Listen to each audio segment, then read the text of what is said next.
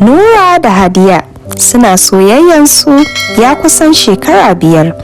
Ya mata alkawalin aure cewa idan ya dan samu karuwa a wurin aiki ko ya samu ya dan tara wani abu zai zo ya ga iyayenta.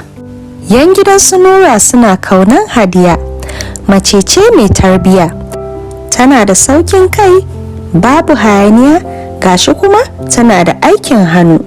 Ko da shike Hadiya bata je makaranta ba, aikin hannunta yana taimaka mata sosai.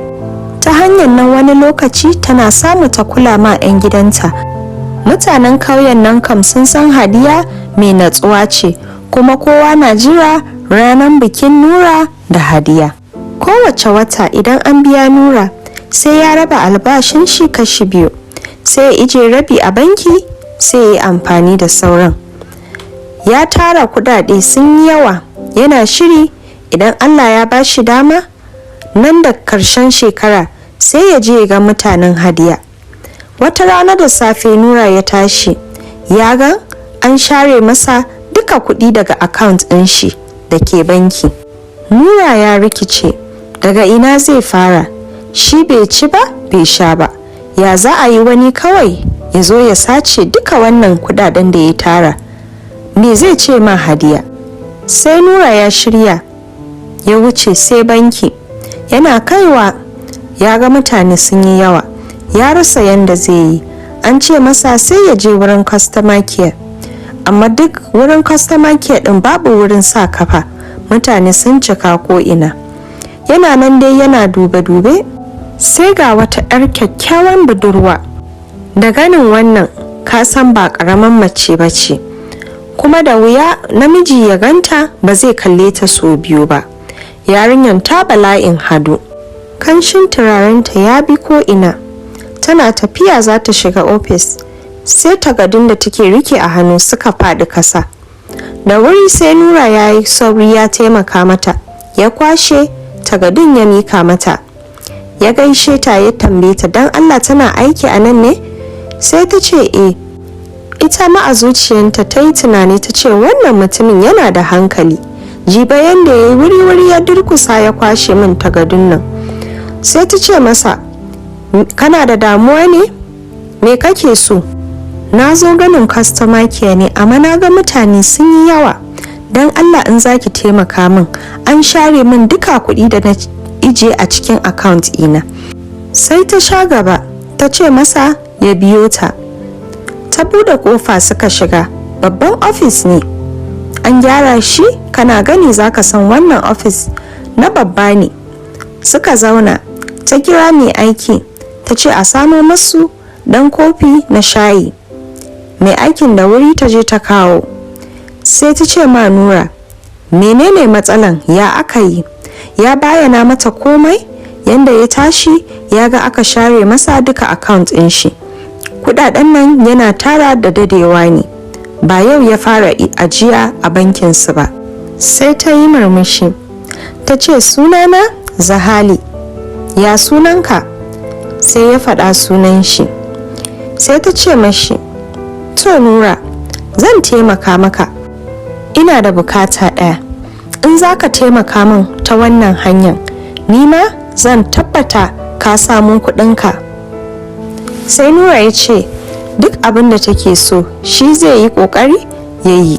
Tun da ka kwashe min tagadun nan a kasa, na san kai mai hankali ne. Ni ce manaja ɗin branch ɗin nan, kuma ina da babban damuwa. Kaga babana ya riga ya ce min in har shekarar nan ya ƙare ban kawo miji gida ba, ya ce dole in daina aikin bankin nan. Ni kuma ina daraja wannan aikin, ina jin daɗin aikin da nake yi, kuma ina neman karuwa a wurin aiki. An min alkawalin karuwa, to kaga yanzu ba na so in rasa aikina. Baba kuma ya ce idan ban kawo miji ba dole in bar aikin. Dan Allah in za ka taimaka min, kaga sai mu shirya in kai ka in nuna ma babana. Kar ka damu maganan kuɗi, ni zan ɗauka nauyin komai da za a yi a bikin. Zan baka gida, zan baka mota, nawa kawai ka yadda ka bi ni gida in nuna ma baba. Sai Nura ya sunkuyar da kai. wannan abin da take so gaskiya ya yi mishi nauyi a zuciya. Ya ce mata ai kudin nan da yake magana da ya ce an kwashe masa a banki, amfanin kudin yana da budurwa, sun dade suna tare sun kusan shekara 5. Ya shirya a karshen shekarar nan za su yi aure, kuma wannan kudin shi za su yi amfani da shi. Ya take so ya yi, me zai faɗa ma budurwan shi? Sai Zahali ta yi dariya ta ce mishi, ai kai namiji ne, kun san yadda kuke yin abin ku ko maza, ka dai je gida ka yi tunani, idan ka gama tunaninka ka gan za ka iya, ga nan bana sai ka buga min, idan mun gama wannan zancen sai in ga yadda zan taimaka maka, amma ka tuna yadda na riga na faɗa maka, kudi ba matsala ba ne, zan baka gida, zan baka babban mota, kuma zan ɗauka nauyin bikin. Da Nura ya bar bankin a ranar, ya ji wani nauyi a zuciyar shi. Shi ya san yana son kudaden, yana son gidajen da motan, amma ya zai yi da Hadiya? Hadiya na da kirki sosai kuma ba ta yi mashi wani laifi ba. Me zai ce ma mutane? Da ya kai gida sai ya zauna da maman shi da dan uwan shi su yi shawara. Ya ce musu su taimake shi su duba me suka gan ya dace ya yi. Ya bi wannan hajiyan bankin ne, ko kawai ya rufe ido ya lallaba ya ga yadda zai samo kudin shi daga banki ya aure Hadiya? Sai dan uwan shi ya ce mishi, ni yanzu zan baka shawara a matsayin namiji, ni na ga ya dace ka aure hajiyan bankin nan, ta baka gida, ta baka mota, kuma za ta ɗauka nauyin biki. Idan an gama bayan shekara 1 sai ka aure Hadiya. Ai duka wannan kaga karuwa ne, amma yanzu idan ka je bankin za ka yi ta wahala, idan baka samu kudaden kuma ba fa, kaga ka rasa nan ka rasa can. Sai maman shi ta amince da maganar da dan uwan shi yayi.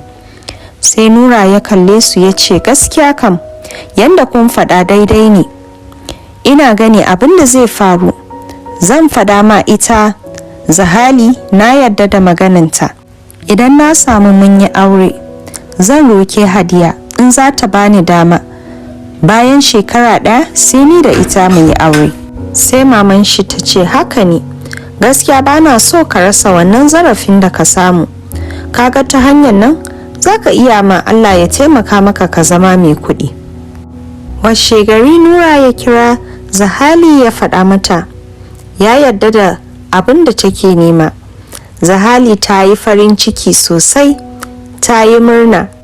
Sai ta ce mashi za ta kira babanta ta faɗa mashi, amma shi zai yi kokari ya zo gidansu yau da yamma, idan ta tashi aiki za ta yi mishi waya, amma kamin lokacin ya yi kokari ya shiga kasuwa ya nema suit da wando mai kyau, kuma sai ya nema inda zai dan samu hayan mota mai kyau.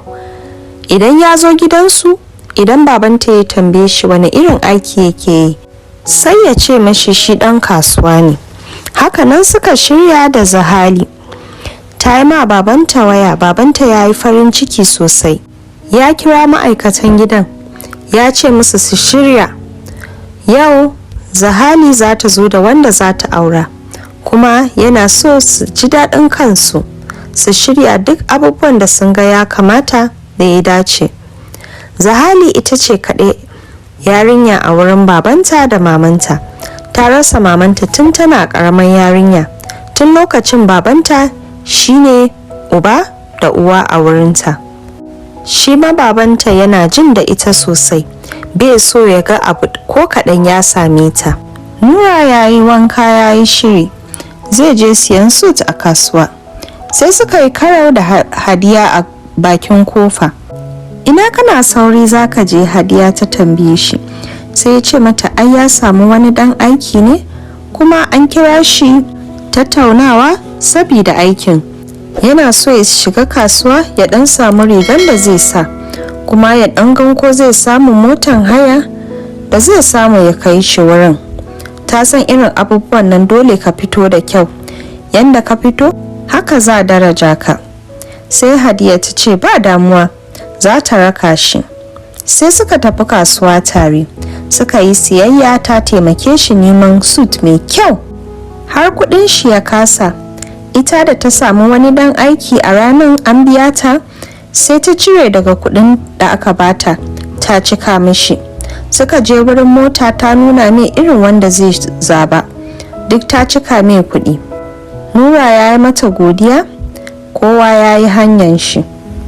Da yamma ya kai, Nura ya samu zuwa gidansu Zahali. Gidan ba ƙaramin gida ba ne, babban gida ne sosai. Nura ya yi mamaki, yana ta kallo, ya nema wuri ya faka mota. Ya shiga, ya hadu da Zahali da babanta. An shirya musu ba ƙaramin shiri ba. An dafa abinci daban-daban, masu aiki suna nan suna kai da kawa. Nura ya shiga zurfin tunani cewa ai ba karamin rabo ya samu ba. Da irin kuɗin nan me zai rasa kuma a rayuwan shi? Ai wannan auren zai canza mashi rayuwa. Ba da dadewa ba aka sa ranar aure. Nura ya kira Hadiya, suka zauna suka yi magana. Ya bayyana mata dalilin da zai aure ita wannan Zahali. Ya ce ma Hadiya in za ta yadda ta yi hakuri, bayan shekara ɗaya sai su samu su yi auren su na soyayya. Hadiya ta ki ta yadda, ta ce ta jira shi shekaru kusan shekara 5. Nura ya durkusa ya roke ta cewa bai so ya rasa wannan zarafin da ya samu. Ita kuma Hadiya ta ce bata yadda ba. Hadiya ta ga an cuce ta saboda ba ta da kudi, ita ba 'yar kowa ba ce. Ta ruga da gudu daga dakin tana hawaye. Duk da Hadiya bata yadda ba, wannan bai canza ra'ayin Nura ba. Ya ci gaba, suka shirya babban biki da shi da Zahali. Ba a taba yin babban biki irin wannan a kauyensu ba. Ana nan ana ta magana. Ita kuwa Hadiya na cike da bakin ciki, daga wanda sun mata gori sai wanda sun ta bata hakuri cewa kar ta damu, Allah zai kawo na rabo. Bayan auren, baban Zahali ya ji daɗi sosai, yana cike da farin ciki, burin shi ya cika. Sai yanda ya yi ma Zahali alkawali, dama ya ce idan ta kawo mijin aure zai bata rabin dukiyan shi. Bayan auren sai ya cika alkawalin shi. A daren farkon da suka tare, suka je babban gidan da Zahali ta biya masu. Ta ce ma Nura ba za su iya kwana a daki ɗaya ba, kowa ya kamata ya samu dakin shi sai lokacin da ta shirya mashi. Shi kuma Nura ya ce ba damuwa. Daga sati daya na ganewan Nura har an shiga wata ɗaya bai gane kan matan shi ba. Kullum idan ya farka da safe ta riga ta tafi wurin aiki, kamun ta dawo wani sa'i sai karfe 10. Idan ya yi mata magana sai ta ce mashi ai aiki ya yi mata yawa. Tun aka yi auren su ba su taba zauna ya kai minti 5 wai suna ma dan tattauna tare ba. Abinda da Nura na gan zai iya jimre, yanzu ya gane ba zai iya irin rayuwar nan ba. Ya za a yi a ce wai ya aure mata ko sun yi aure amma ba su taba zauna tare a gida ya kai minti 5 ba. Wani lokaci ma ana tare amma kaman kowa na duniya daban. A safiyan wani rana sai Nura ya tashi ya je wurin aikin Zahali. Tana ganin shi sai ta ɗaura fuska. Ta tambaye shi me yake nema a wurin aikin, abin ya kai har za a bi ta wurin aiki ne? Sai ya ce mata yana so su yi magana, da shike ba sa cika samun dama a gida su yi magana, shi yasa ya biyo ta. Ta ce me yake so ya faɗa mata. Ya ce mata shi bai gane irin wannan auren da suka yi ba. Sai ta fashe da dariya. Ta ce mishi ai shi ma yanda ya so ya amfani da ita haka ita ma ta yi amfani da shi. Ai dalilin da ya aure ta saboda alkawalin gida da kuɗi da motan da ta yi mashi ne. Ita kuma ta aure shi saboda babanta ya ji daɗi kuma ya bata rabin dukiyan shi. Ai kowa ya samu abin da yake so, to yanzu me yake nema? Ai bata cuce shi ba, shi ma bai cuce ta ba. Tun daga farko ta faɗa mishi ita ba son shi take yi ba. Maganan da ya fito daga bakin Zahali ya ƙone ma Nura zuciya. ya yi alkawali cewa sai ya sa ta biya, sai ta ce da na sani, kuma sai ya kawo ta gwiwanta da hawaye tana rokan shi. Hakan nan Nura ya fito ya buga kofa ya wuce. Labarin nan bai kare a nan ba, in Allah ya yarda za mu kawo muku kashi na biyu. Na gode da kuka saurare ni har karshen labarin nan.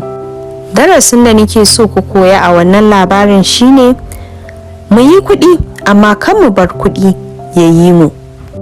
Wayanda ba su yi subscribing ba, ku yi ƙoƙari ku yi subscribing. Muna sake labarai masu daɗi ranar Juma'a da ranar Lahadi. Ku kunna notification bell ɗinku idan sabon labari ta sauko ku samu daman ji. Wayanda kuma tun da subscribers ɗinmu ne, muna godiya kowace lokaci saboda ku ne kullum muna nan a nan. Na gode. Thank you. Bye.